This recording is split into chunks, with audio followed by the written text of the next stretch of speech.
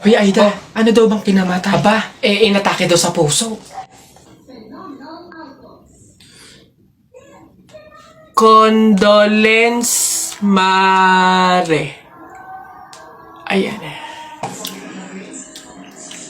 Hoy, ang lata na nga nung pagkakaluto ng sopas, wala pang rekado. Diyos ko po, tama ka. Kanina nga akala ko, Diyos ang ibibigay. Aba, tubig. Nagtitipid ata.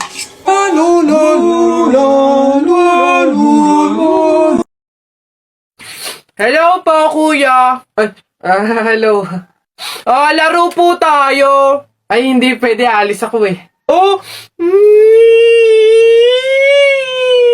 Sige na. Ito yung sa'yo, airplane. Ito yung sa akin. Kunwari, babarilin ko yung airplane, ha?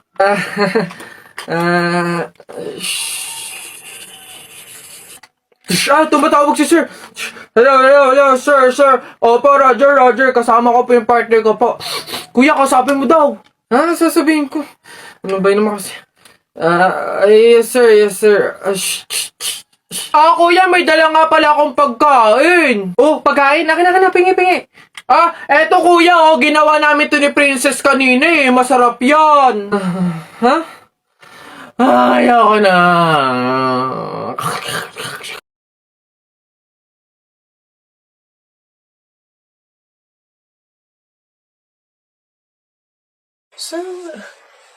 Hoy anak! Ano yung ginagawa mo? Bakit ka dyan kumakain sa dilim ha? Alam mo, bawal yan pamahiin yan. Hindi ka daw pwedeng kumain ng pagkain sa dilim. Mabubulag ka daw. Paano naman na hindi ako magtatago dito sa dilim para kumain? Yung mga kapitbahay natin, wala nang ginawa na, kundi humingi nila ng humingi. Wala na nga rin tayong makain sa kakahingi nila eh. Naku Mare, pasensya ka na. May dumating kasing biglang bisita sa amin. Nakakahiyat wala akong maipakain. Wala pa din naman yung mister ko. At saka hindi pa nun sahod. Baka naman meron ka dyan kahit anong pagkain na pwede maipameryenda. Sige na, nakakahiya naman kasi. Oo nga naman, Mare. Ako naman, naubusan na ako ng bigas. Nakakahiya namang ulit mangutang kina Ate Telay. Gawa nga ng 3 kabang bigas na yung utang ko doon. Baka naman meron kang maipahiram man lang dyan, miski 1 kilong bigas. Sige na. Tsaka nga pala, yung ipapaulam ko sa mga anak ko, itlog na nilaga lang. Nakakaawa naman yung mga bata. Baka naman pwedeng pakidagdagan, miski fried chicken. Dali na. Nako, Mare, pasensya ka na. Wala na rin kasi kaming nayakin yan. Ito Mare, baka pwede na to. Pasensya na ha. Paghatian nyo na lang. Yan. Salamat Mare. Naku, babawi naman kami next live. Sige, salamat.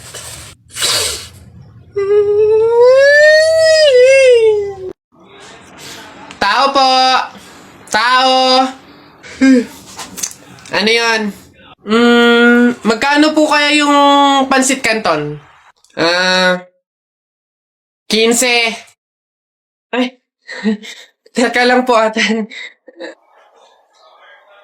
Yung ano po kaya, yung suka po, magkano?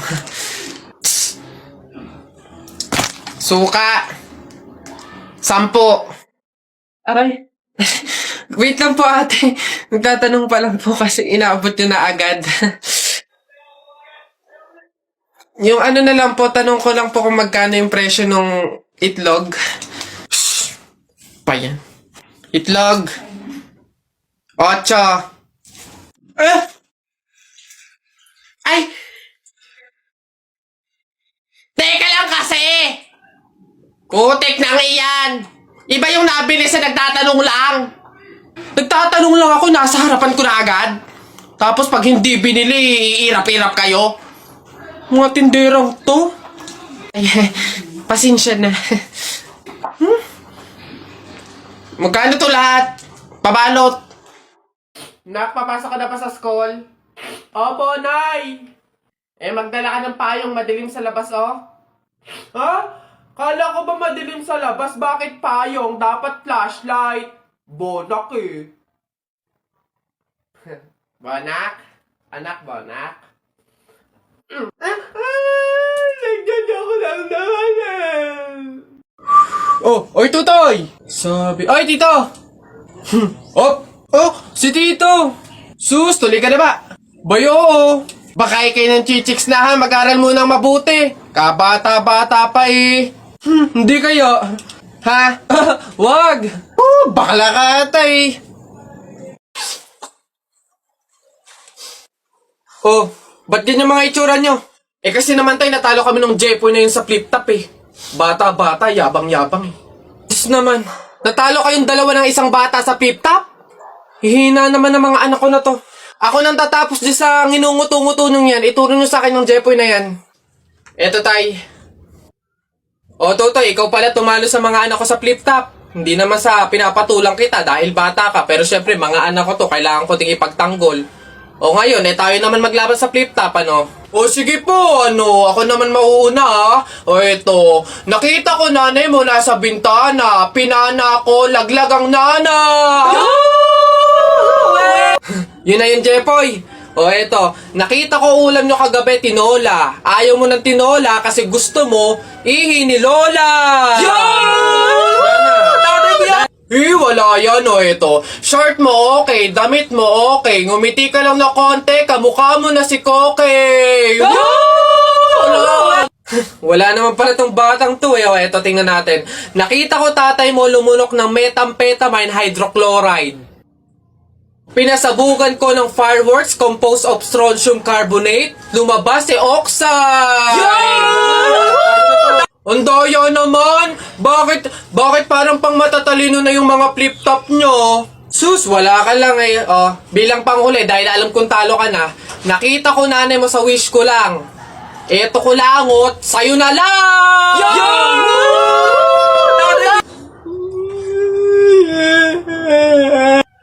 Talo!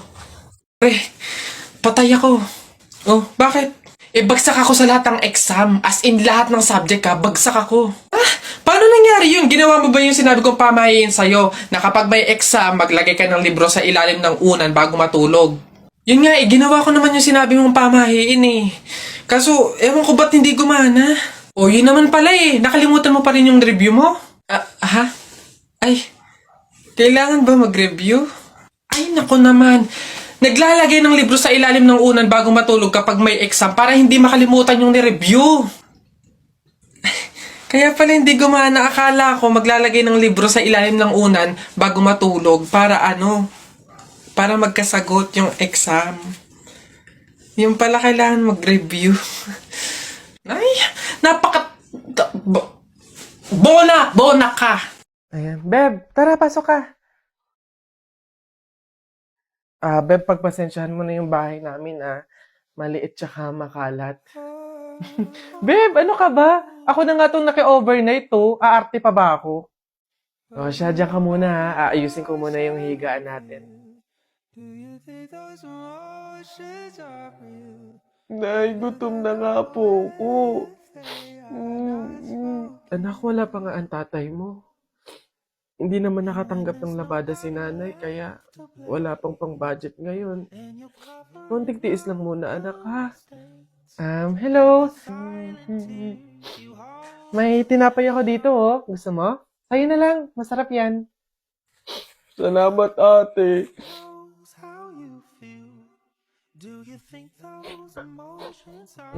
Beb, eto na yung unan tsaka yung kumot na gagamitin mo.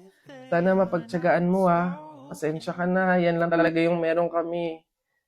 Walang problema, babe. Ang mahalaga, makakatulog ako. Thank you. Babe, tara, kain muna tayo bago matulog.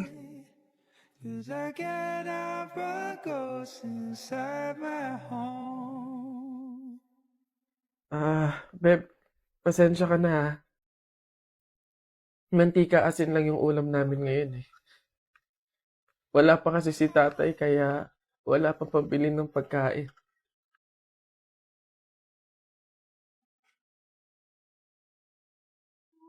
Sobra akong nahihiya sa'yo, Beb.